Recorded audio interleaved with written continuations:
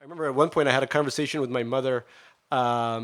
She wanted me to go to law school, and she said, well, Shteyngart might be too tough to be a lawyer as a name. So she said, why don't we turn you into Gary Stone? And what she didn't realize was I was getting high almost every day at that point in my life. And the name was ironically beautiful for me. I said, yeah, Gary Stone, attorney at law. It sounds pretty cool. Can everyone hear me okay? Is this, yeah? Good, okay. Can you see me? Oh, yeah, okay. Put that crap down. Thank you. Uh, great to be back in Amsterdam, and great to be back at John Adams. I really like this town. Weirdly enough, a month ago, I ended up in Beijing on a game show. And one of the questions, I don't know how this stuff happens, and one of the questions was, who was the third president of the United States? And I was like, the dude after John Adams, right? And they just looked at me like, failing superpower. Can't remember the third. But then I remember the slave dude, Thomas Jefferson. Anyway, John Adams is great president, great place. So I'll read a little from Kleine, mislukkeling. Great country, tough language for me. The best thing about this book, critics have agreed, really is the cover and the photos. The photos are amazing inside, just beautiful photos. The book is, but the photo of me on the front is this is 1974 in Leningrad, USSR, and they had these photo studios where they would pose a young child with the latest in Soviet technology, so like a fork, And I got this car, and you can see how unhappy I am. If you stroll through the book, there's many pictures of me also crying in front of other Soviet objects, like a telephone. So that's half the fun. Oh, wait. Telephone. Okay, got it. Yeah, good times. So the book is about how I became a writer. And since I live, within 5 miles of Brooklyn, people always ask me, how do I become a writer? I got to become a writer. It's easy. There's two things. First, you have to have asthma, as you mentioned. You got to have asthma. It works for Proust. It works for a lot of people. And being born in Leningrad was great because it's built on a swamp. So there's a lot. Part of the fun of doing this book tour is people don't even give me books to sign anymore. They give me their inhalers to sign, especially around Seattle. But yesterday, or 2 days ago, I was in The Hague, and this woman gave me a Dutch inhaler. It looked so futuristic. It was just beautiful. I'm very proud of your technology for breathing. But as a child, I had terrifying asthma, and it was really wonderful from a writer's point of view, because I was always about to die, and because there was no inhalers in Russia at that time. So the ambulance would come and take me away to the hospital. So every week I would have that, and every week I would sort of regress further into myself, my Proustian self, if you will. So that was good. And then the second thing that's very helpful is to have a grandmother who writes. And my grandmother, Galia, was a journalist for a paper called Good Evening, Leningrad, which was much better than Good Morning, Leningrad, which was the sort of cheerful TMZ-like newspaper. Said that in LA, everyone was like, I write for TMZ. But one day when I was about 5 years old, my grandmother said, hey, asthma boy, you want to be a novelist? And I said, I was already thinking like a writer, I said, how much does it pay?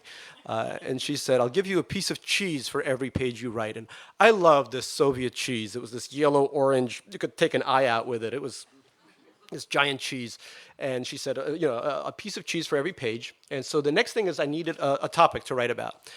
Now, Grandma was, of course, quite a communist, and outside of our window was the biggest statue of Lenin in all of Leningrad. We called him the Latin Lenin because he looked like he was about to rumba. He had this very cool look.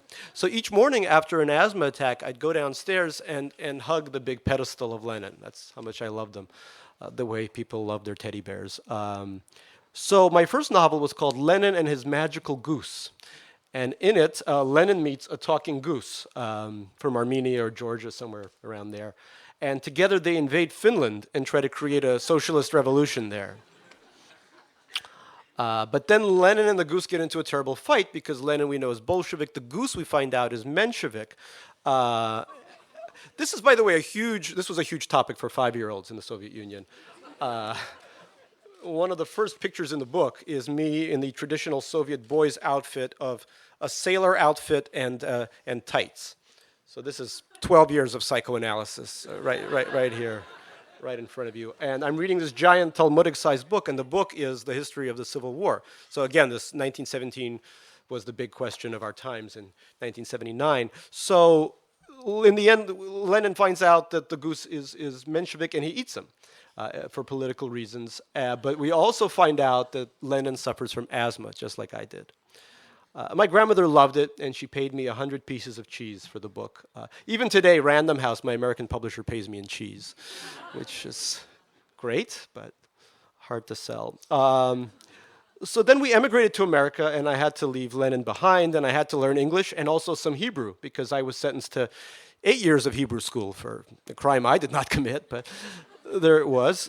And 1980 was a very difficult time to be a Russian in America. I remember Ronald Reagan's Evil Empire speech, and there were all those movies, Red Dawn, Red Gerbil, Red Hamster, everything was red. And I had to pretend to the kids in Hebrew school that I was actually born in East Berlin, not in Leningrad. So you know things are bad when you're trying to convince Jewish kids you're actually a German. But yeah, I had the whole accent down, and yeah. And we were really poor. I had one shirt and one pair of pants and a bunch of T-shirts that the parents of the kids in Hebrew school had donated. And my toys were a pen, that was a toy, and a Chewbacca action figure someone had given us that was missing half of his paw. And from Russia, I had a fur coat and a fur hat made out of some woodland animal. And the teachers would actually take me aside and say, you know, you really need to get rid of your furs. Kids will play with you more if you're furless, which is true in adulthood as well, I think. And then, when I was about 11 years old, a momentous thing happened at Hebrew school in the guise of a substitute teacher called Miss S. So I'll read you a little section from that book, and then we can commence with our fun, and then I can take some questions or complaints you may have. So what happened basically was that at this point, I was the second most hated boy at Hebrew school, the Red Gerbil. And I thought, what if I wrote a science fiction novel and showed it to all the kids in school? Maybe they'd learn to like me. And so copies of these books exist. My parents were kind enough to keep them. Hundreds of pages of little boy scrawl. Let's take a look, why don't we, at the first page. Chapter 1, Something is Wrong. And boy, was it ever, you know. I never knew the Russian word for child services. But then Miss S came along. On one of our first days on the job, Miss S asked us all to bring in our favorite item in the world and to explain why these items make us who we are.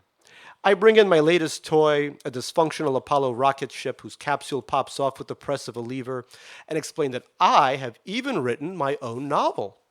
This passes largely unremarked as the latest batch of Star Wars X-Wing fighters and My Little Ponies are paraded around. Finally, Miss S holds up a sneaker and explains that her favorite activity in the world is jogging. P.U., a boy cries out, pointing at the sneaker and holding his nose, and everyone except me laughs their wicked child laugh. I am shocked. Here is a young, kind, pretty teacher, and the children are intimating that her feet smell. Only me and my 200-pound Leningrad fur coat are allowed to smell around here. I look to Miss S, so worried that she'll cry, but instead she laughs and then goes on about how running makes her feel good. After we have all finished explaining who we are, Miss S calls me over to her desk. You really wrote a novel, she asks. Yes, I say. Yeah, it's called The Challenge. May I read it? Yes, you may read it. I will brink it. And brink it I do. With the worried admonition, please don't lose Miss S, okay? And then it happens. At the end of the English period, when a book about a mouse who has learned how to fly in an airplane has been thoroughly dissected, Miss S announces, and now Gary will read from his novel. His what? Oh, but it doesn't matter because I'm standing there holding my composition notebook straight from the Square Deal Notebook people of Dayton, Ohio, zip code 45463. And looking out at me are the boys beneath their little flying saucer yarmulkes and the girls with their sweet aromatic bangs, their blouses studded with stars. And there's Miss S, who I'm already terribly in love with, but who I recently learned has a fiancé, not sure what that means, can't be good. but whose bright American face is not just encouraging me, but priding me on. Am I scared? No, I'm eager, eager to begin my new life. Introduction, I say. The mysterious race. Before the age of dinosaurs, there was human life on Earth. They look like man of today, but they're a lot more intelligent than man of today. Slowly, Miss S says. Read slowly, Gary. Let us enjoy the words. I breathe that in. Miss S wants to enjoy my words.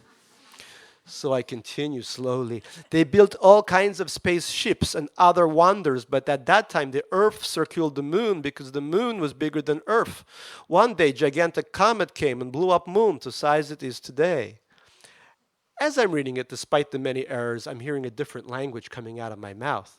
I do full justice to the many misspellings, the earth circled the moon, and the Russian accent is still very thick, but I am speaking in what is more or less comprehensible English. And as I'm speaking, along with my strange new English voice, I'm also hearing something entirely foreign to the squealing and shouting that constitutes the background noise of my Hebrew school. Silence. The children are silent.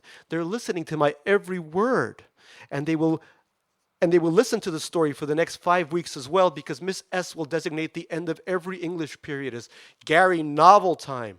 And they will shout out throughout the English period, when will Gary read already? The school is close to Long Island, so you can just give you an idea. And I will sit there in my chair, oblivious to all but Miss S.'s smile, excused from following the discussion of the mouse who learned how to fly in an airplane, so that I may go over the words I will soon read to my adoring audience. And God bless these kids for giving me a chance. May their God bless them, everyone. Thank you.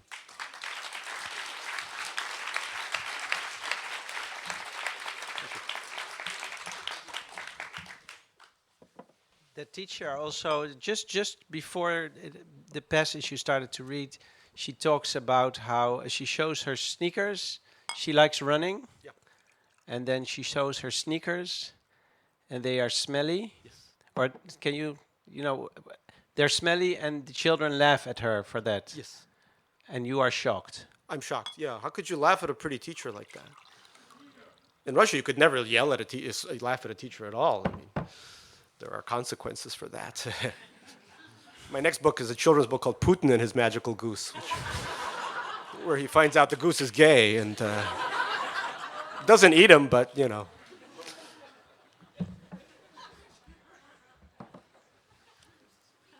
But were you was the fact that she was that she didn't mind being laughed at? Yeah, that was amazing to see that because, kids would laugh at me all the time with the giant fur hat and poor and all that. And they didn't really know, again, being a commie in that time. And my father said, these kids are going to love you because you're Jewish just like them. It doesn't really work like that. But she was amazing in that people laughed and she just smiled and went on with her telling about her story. And that really made an impression on me. And I thought, whatever it takes, I've got to become more like that. I've got to become more sure of myself. And I think one of the reasons I started writing these books is because when you're reading, you don't have an accent on the page. You only have an accent when you speak. And I would, of course, practice very hard to lose my accent. The singer back then was called Neil Diamond. Has anyone? Oh, God, right? Yeah. Do you remember? You were, yeah. Yes, Your circumcision was coincided with, yeah. With your birth, yeah. So I would practice in there. I would say, they coming to America, every time unfurling flag, today. And that's how I started to lose the accent, but it took until 14 to get there. And before that, I had these books to sort of make friends with. You make it seem so easy to write a memoir and to make it funny and everything. But at the same time, it must be a terrifying thing to start, especially with the complicated history you had. Yep. What made you decide to write a memoir? Yeah, well, it'd be nice if I had an imagination and can write about other people, but... Well, you did. You wrote 3 novels. But those 3 novels, the main heroes were very sort of the Soviet Jewish Nebish was big in those books. In Super Sad, there was one of the main characters was Korean American and younger and a woman. So that was very exciting for me to do, to try to get out of my little Russian cage and try to do that. But I thought, if I wrote a memoir, I would never have to write about that again. And this book, I mean, it's like a fire sale. Everything about me must go. Once you finish reading this, it's like TMI, as they say, too much information. Everything is in there. So, although huge parts of this book were outsourced to India. I don't know if you caught that, but there's a scene where my mother's wearing a sari for no good reason whatsoever, and that was my pratik in Bangalore doing that part. But yeah, this is my last big sort of Russian book, and the next book is going to have an attractive woman at its center. So. But what made you decide to do it? Well, I was 39, which in Russian years is 68. I thought, how much time do I have left, because every man in my family, 58, the heart attack and the stroke and all that. So that was one reason. And as I said, also getting rid of all this material so that I could do something else. But I felt also that I was at the point in my life at 39 where despite all the drug use in college, I still remembered some things that had happened pretty well. But I wasn't old enough to be sort of taken away by the sort of sentimentalization that I sometimes see in memoirs, where, those were the best of times. It wasn't at all. It really sucked. So I wanted to be kind of in that middle where I could remember things well, but without falling into a kind of florid prose about what had happened. But then still, I mean, if you weren't afraid that it wouldn't be possible to tell this. What I mean to say is that you had 3 novels in which you used your own life, so you might as well go on, right? Yeah. Isn't it very, very dangerous to give it up all now? Something must have held you back, or well, when the Russian Debutante's Handjob came out in 2002. That was the first book from my generation of Russian Jewish immigrants. And since then, there have been many, maybe a dozen or 2 dozen really great writers, David Bezmozgis, Lara Vapnyar, the list just goes on and on. But I was very scared to do that because it felt like a kind of airing of dirty laundry. Nobody else understood what our community was about in America. And it was a little scary, but I was shocked that there were books by these great writers, Juno Diaz from the Dominican Republic, Jhumpa Lahiri from India, Chengre Lee, who was my mentor, who's a Korean-American writer. But there was nothing from Russian Americans, and that was shocking given the quality of, I still think Russian fiction is the best fiction of the 19th century. So I really wanted to fix that pretty quickly, but I was very scared. What would my parents think? Luckily, they don't read English well. And my first 3 books have been translated into Russian with great reviews in Russia, like Balding Traitor Betrays Motherland. That was for Absurdistan. That was pretty good. But this book, thankfully, has not been translated, and the rights haven't been sold. So let's the rights haven't been sold? They don't want it. They're like, a memoir. Screw that. So let's just... The book's about the history of a writer. That's often also the history of a reader. Mm-hmm. Can you tell us a little bit of your history as a reader, what you started out reading? Yeah. The original book that I loved was the Swedish book, Niels and the Wild Geese. Niels Holgersson. Yeah, that dude. Yeah. And it was funny. I was just looking at that book, and like in America, that would be taught at, I don't know, university, but in Russia, this was like preschool. Education was really good. Because it's a very complicated book, but it has a very interesting motif that fits in with the Soviet motif, which is about a kid who's bad, who's shrunk down to size. That pretty much describes, being a citizen in the Soviet Union, or in today's Russia, for that matter. So, but I was obsessed with that book, and I think Lenin and his Magical Goose, in some ways, was a ripoff of that. And then I started to read. We had Tom Sawyer and the boy we called Geckleberry Finn, and I loved Geckleberry. And I loved Betty Thatcher, Tom Sawyer's girlfriend. That was my first crush, I think. This you read in Russia? Which I read in Russian with an introduction by one of Stalin's henchmen. The book was from the 50s, and it was, talking about how this book typically shows how racist America is, which wasn't untrue, the story of Jim the slave and all this stuff. But it was that was sort of my preparation for coming to America was Geckleberry and Tom and Betty and I didn't see the Mississippi until a few years ago, but when I saw it, I was like, this is where it all happened, all that misery, yeah. So that, and then after that, Yeah, so the beautiful thing was we didn't have a television in the house. My parents were against TV, and also we were poor, so we didn't have a TV. So outside of our house, everything was about, in the 1980s, was about these stupid shows, Knight Rider, the A-Team. Do you remember this stuff? But we had, inside our house, it was Chekhov's Lady with Lapdog all the time, so it was a huge difference. At one point, my father was called to a parents-teachers conference in Hebrew school, and the teacher said, "We hear Gary reads Dostoevsky in the original." And he said, "No, only Chekhov."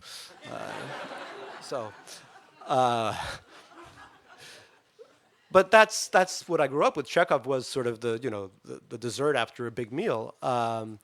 And that was made quite an impression on me. And then finally we did get a television set, and then I stopped reading, of course, for many years. And then I ended up at this very sort of cool Marxist college in Ohio called Oberlin College. Yeah, you've heard of it. I majored in Beatles studies or whatever. It was a tough school. But that's where professors really started to encourage me to write more. And it's funny, at Oberlin, being a heterosexual white male was the worst thing you could be. And so after all those years of pretending I was East German and trying not to be Russian, I was as Russian as I was making borscht and wearing the whole Kazakh thing with the bullets. And, it was, but that's when I started writing about Russia. And that's when I started going back in my own mind to all this stuff that I'd suppressed for so long. And so that's when I started writing my first book, my first novel, which, again, as you've mentioned, was heavily autobiographical as well. So that was the floodgates sort of opened at Oberlin. And by the time I graduated, the idea was I was going to be a lawyer, because my parents said, you're too dumb to be a doctor, you can be a lawyer. And by that point, the professor said, you're not going to be a lawyer. And when you went to Oberlin, was this the sort of writer you had envisioned yourself to become? Like, did you imagine you were going to be writing about that history, or what did you want to be a different writer? Well, I wanted to write about politics, and I was kidding about the Beatles major. I was a politics major. I wanted to write about politics in a big way, and I wanted to get a PhD in politics at one point. But in some ways, the stories that I was writing really were a rehashing of the politics of the 20th century, because that's sort of my story. I was born in one failing superpower and ended up in, So that's the grand story of the 20th century in a way. And so I realized that so much of the work that I was going to be doing in political science anyway was work that I was doing in my stories and the beginning of the novel I was starting, which was. But were you always writing those stories? Like after writing these stories, were you always writing little novels, or did it really stop because of television? It stopped. It stopped because of television, and I went to this high school in Manhattan, which is this sort of holding pen for international math and science nerds. It's called Stuyvesant. Oh, after Peter Stuyvesant, the first governor of New Amsterdam. And this school was hard. All our parents beat us. It was all immigrant parents, but mine didn't beat me enough because I was not a good math and science student. All the other kids went straight to MIT or whatever. But I was not good, and that's why I went to Oberlin. The only Ivy League, my parents were, of course, crushed that I couldn't get into a better school, but the only Ivy League school I could get into was the Cornell School of Hotel Administration. And I almost went there just to please them, and so I could be running And a little bit the about Krasnopolsky or something. And why didn't your parents want a television in the house? Well, for cultural reasons, they knew that was the end of the reading life, and because they couldn't afford one. But the one we finally found was in a garbage can and was this big. And I was only allowed an hour a week, which was not a lot of TV. But my grandmother, who was a lovely woman of unconditional love kind of grandma, she had a TV from the 1940s, a Zenith, possibly the first TV ever made. And it got either picture or sound, but never at once. So what I did, and this actually helped in the writing, is I would sit down and I would listen to the sound and I'd write down everything I heard. And then when it was rebroadcast, I would try to match the picture to the sound, which was a pretty cool exercise when you think about it. But that's how I learned about American culture, was because of that. And it was absolutely fascinating, that part, because it felt like, now I started to understand the kids in school. For example, Gilligan's Island. Do you remember this show? What a shock that was to see Gilligan. And I kept thinking, how can a country as rich... I think in Holland... Did it air in Holland, Gilligan's Island? No, so you didn't have explain Gilligan's it Island? A little bit. Yeah. Oh, so it's these castaways are stranded on an island, and each one is an archetype. So there's the beauty queen, the professor, and then there was the millionaire and his wife. So that was my big shock, was how can a country this rich like America not rescue a millionaire and his wife? You know, they would send their best warships after them or something. Buck Rogers, Three's Company, that was interesting. Do you have that? No. Oh, God, no wonder you're such a cultured country. You avoided all of this. Good for you. Well done. But to me, this was very important. And again, when I started sort of getting to know these kids, I began to write pop culture satires, but also satires of religion. So this was a very tough Hebrew school. This was the kind of Hebrew school where a rabbi once said to me, "It's because of you the Holocaust happened." All I was doing was eating a piece of ham in the bathroom. And I remember thinking, did I do it? You know? And so I started writing a satire of the Torah called the Gemara, in which Exodus became Sexodus, you know. And it was written on an actual scroll, you know. And instead of Sarah being the matriarch of the Jewish people, it was Brooke Shieldsowitz. I made Brooke Shields Jewish, which was a huge mitzvah when you think about it, a good deed. So that was my, and kids loved it. The Gemara was passed around along with photos of Brooke Shieldsowitz in People magazine. And what happened was very interesting. So there were only 2 or 3 Russian kids, and we were all the Russians. That's how people knew about it. Oh, the commies coming, the Russian. But I began to move away from my identity with that, but with those things. And I started being known as the crazy kid, you know, the one who writes this crazy crap.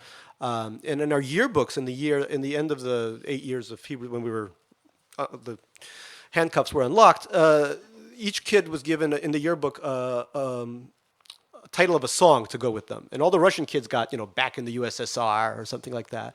And mine was, They're Coming to Take You Away, haha. And I thought that was a huge, you know, improvement. I was no longer the commie, I was just that weirdo. And that's what it's been like ever since. But which books influenced you when you were satirizing, or was it just something you came up with yourself, or were you reading Mad Magazine and things like that? You got it, Mad Mag. It's amazing you guessed it, but yes, Mad Magazine was one of the things we were reading. Yes, and that you were allowed to read at home also. Kids would have it, and I would, we would read it together. I had at this point, because of the Genor and stuff, I'd made a best friend, my first American friend. His name was Jonathan, and there's a whole chapter devoted to him in this book.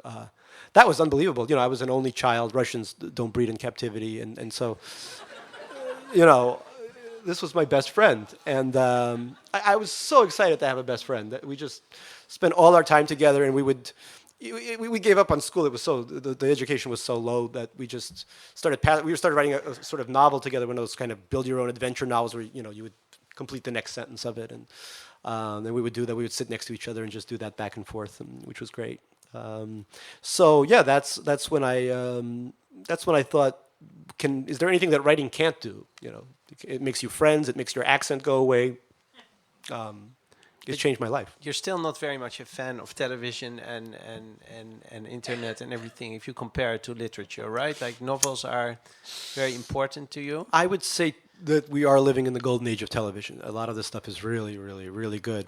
And what television did is it basically took the novel and put it on screen. The Sopranos, The Wire, True Detective, which is part of a book. I mean, these are shows that really use the entire novelistic approach to an incredible way. I mean, because they chop up. It's like reading a 3,000-page novel because you have such a huge canvas. Not now. I mean, but like Gilligan's Island. No, it didn't compete with that. No. Yeah. Chekhov is still better than Gilligan's Island. Yes. This is a little bit of a, I don't know how to explain it. It's maybe a strange question, but I was just wondering, like, there is this theory that the novel, if you read enough novels, Russian masters, you become an enlightened, liberal person. Whereas in your household, that's what you were reading. At the same time, you were very much Reagan-loving Republicans. Yes, Russians are the strange group of people that make republicanism and Tolstoy come together. Who else would have done this? But I think most citizens... But is it a misunderstanding to think that novels make a better person out of you? Well, obviously, in this case, it's true. Yes, this would be the proof in the pudding, because I was not a very enlightened person. The first magazine subscription I had was for the National Review, which is... William F. Buckley Jr. was the editor, and Margaret Thatcher was on the cover, on every cover. And it wasn't until high school that when I went to because it was also the first time, high school was the first time I left this very monochromatic environment and went to Manhattan. We were so isolated that I thought that the 3 skyscrapers on Queens Boulevard in Queens, that was the Manhattan skyline. It was a huge shock that there was actually stuff behind it. And that's when, in this school, 60% of the students weren't European or white. It was mostly Korea, China, India, the math countries, so to speak, and Russia, another math country. So that's what it was. It was just us nerds together. And you couldn't, I mean, how could you keep up your republicanism in an atmosphere like that? It was very hard. So, but the literature didn't change you, or so what did it bring you? No, I don't. I think it's a mistake to think that that literature is by itself an enlightening function. I mean, one can read anything and miss the point. The stories of Chekhov are all about empathy, but I was not a very empathic child growing up. All I wanted was, I was poor, so I wanted to be rich, and I didn't care who I'd step over to get there. This is before Oberlin, and I decided to just starve myself as a writer. But yeah, that was the idea. I don't see an exact correlation. But, studies do show that people who read more, engage in democratic, vote more and stuff like that. I don't even know if democratic people are that much better human beings. But I was just interested to know how you thought about this. And then there's one thing that I read, and I thought maybe you can read it. It's about how you discovered or how comedy came into your life. That just happens to be a thing that I'm interested in. Okay. Yeah, I heard about that. I heard you do that first stuff. Questions. Yeah. So the first, this paragraph. Down to where? To the Just top. when you start mentioning comedy. Okay. I can't speak English too good, so I'm demoted by a grade. Instead of starting in second, I'm sent to the first. In every grade through senior year of college, I will be surrounded by boys and girls 1 year younger than I am. The smarter kids will be 2 years younger. In the annual class photo, I will find myself handed down from the top row with the tallest kids to the bottom row because even as I grow older, I somehow grow relatively smaller. I think I gave you the wrong. This is exactly my children with the flu. It's a lovely passage, but I guess once again you want to point out that I'm short in Holland. No, thanks. This is horrible. Great. This is horrible. I'll continue to shrink. This is where I normally wake up. No. At a certain point, this was, is it in the same passage? Wait. Yeah, it's about at a certain point you say from here things go downhill. Oh, right. Okay, and you. Okay. You know where it is? But here at age 7 begins my decline. Oh, I'm talking about how smart I am at age 7. No, but it's. No, it's true. I was pretty smart. Yeah. But here at age 7 begins my decline, first through the wonders of Hebrew school, then through the tube of American television and popular culture, then down the 3-foot bong of Oberlin College. The sharpness of my little boy's intelligence will diminish step by step, school by school. And survival will mean replacing the love of the beautiful with the love of what is funny, humor being the last resort of the besieged Jew, especially when he is placed among his own kind. That's pretty good, yeah. Yes. But can you elaborate on it a little bit? Well, it's funny, when you're surrounded by Jews, well, I'm not going to say the Jews are intrinsically funny, but, not the fact that you're around Jews that makes you funny. It's the fact that you lose your sensibility. It's either, like, humor is for the survivor. Right. I think so, and I think that's one reason why, well, going back to Jews, I mean, Soviet humor was essentially Jewish humor for the longest time.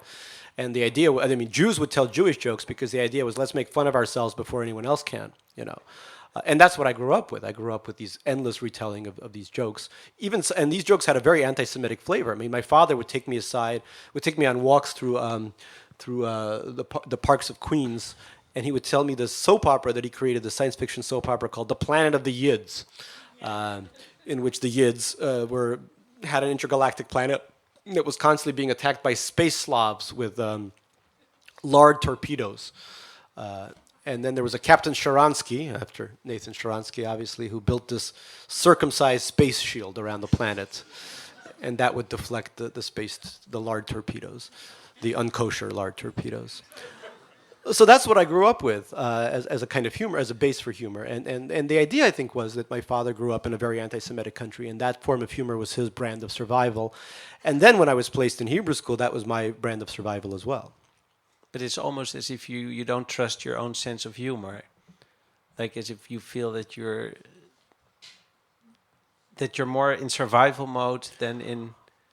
Right. Well, because when I was making these jokes at first and writing these books, there was an element of pleasure, but it was always superseded by you have to do this to not be the red gerbil anymore, you know. And it took me a while, I think, until I made friends with my best friend at the time, Jonathan, and we began doing this, you know, and I began to shed my accent, that I started to really take my time and enjoy the humor of it and the absurdity of it, you know.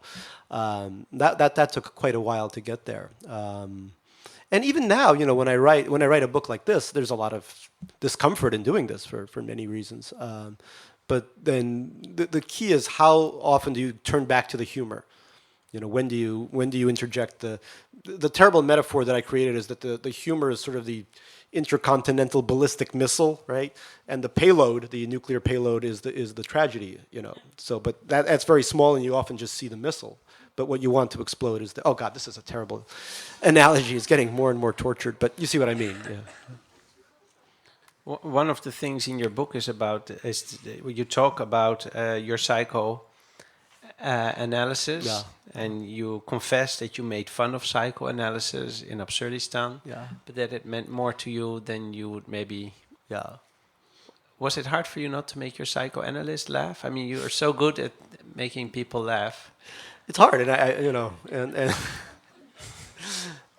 there was a big article in the New York Times by Daphne Merkin who was talking about how she makes her psychiatrist laugh and how hard it is not to make him laugh. But I think, again, because most, you know, I think that's a very common thing in New York to. And by the way, I'm not one of those crazy 5 times a week. I'm only there 4 times a week. So, and it's only been 12 years, so it's just going to stop soon. But it's at this point, no. And also remember that it's psychoanalysis in the old Freudian model is the psychiatrist doesn't say anything, so you're not getting a reaction. You know, he didn't say anything until about 7 years. I told him I was getting engaged. He has this hobby. He loves diamonds. Psychiatrists do really well in New York. So his hobby is collecting diamonds, and big diamonds. And I said, I'm getting engaged. Should I go to Tiffany's, this expensive store?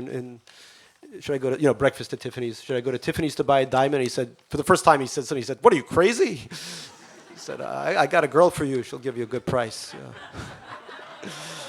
And I was like, I got him to speak. He didn't say congratulations. He said, diamonds, eh?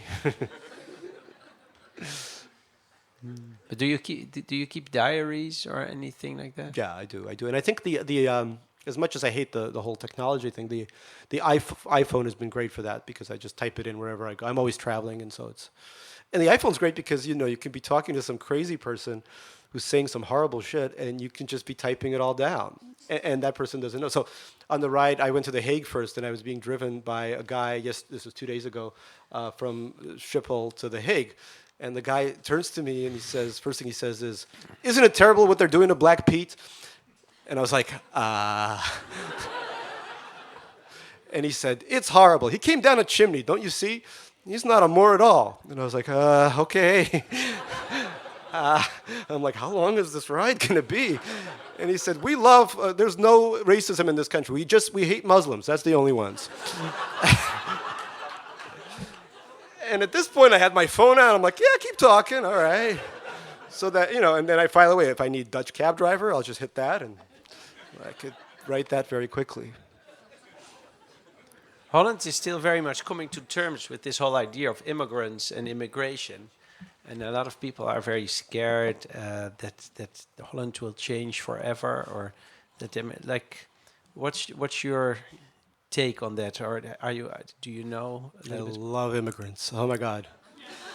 No, my favorite people. No, seriously, and countries need immigrants desperately, and countries that don't have good immigration policies will become Japan, over the long run. And as much, I have a lot of problems with the way income is distributed in America and the way that, a lot of the directions the country's going in. But immigration is the big saving grace of the country. The fact that America can assimilate pretty well compared to, say Italy or Germany or other countries. And the fact that, I look, for example, at my little literary fiction, that little branch of it that I write in, and almost half of the writers that are known today are from immigrant backgrounds, and that's just so rare.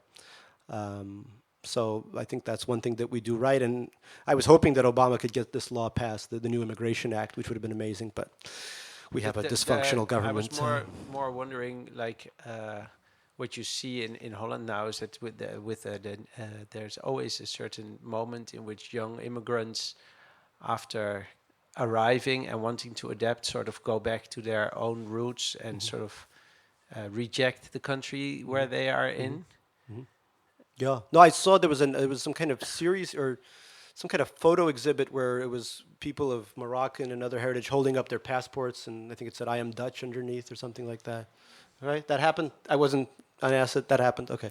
But do you think a government can do something to make it easier for immigrants or for those two to meet, non-immigrants and immigrants? It's a tough call. I don't know. Because I honestly, and I don't know enough about Holland to make a prescription for how you guys should assimilate immigrants. But I will say that, because this is our founding myth, is that we're a country of immigrants. Of course, there were many Native Americans who were there who didn't emigrate from anywhere. But the founding myth is we all sailed in from somewhere. And that, I think it makes it really, if I wasn't a Russian, if I was something else, it would have been a lot easier to assimilate, because that was like, coming from 1980 during the Cold War, when people thought that the Russians were going to annihilate them. That wasn't cool. But in general, I think the assimilation process, and I see it with my younger relatives coming in from Russia, it's a very easy process, especially now when the world is so globalized. When we came from the former Soviet Union, we had, our only thing we knew about the West was somebody had given us an ABBA cover band record, and my mother loved that song. Money, money, money. That was capitalism 101 for us. Always sunny in the rich man's world.